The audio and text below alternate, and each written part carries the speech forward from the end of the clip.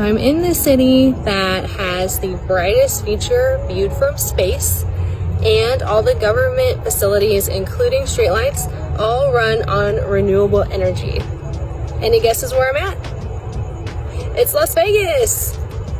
The issue with Lake Mead being low and affecting the energy grid also ties back to how hot it is here in Vegas and individuals wanting to use their air conditioners to manage the heat, and that can be really tasking on the grid.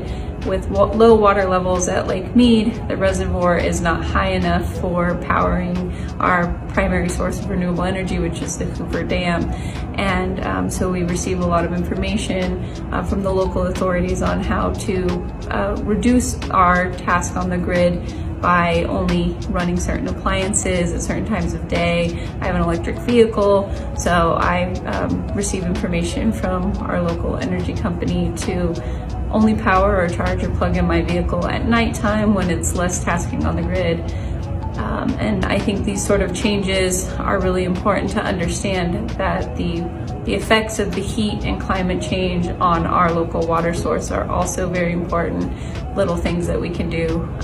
Don't plug in, don't do that little laundry until after dark.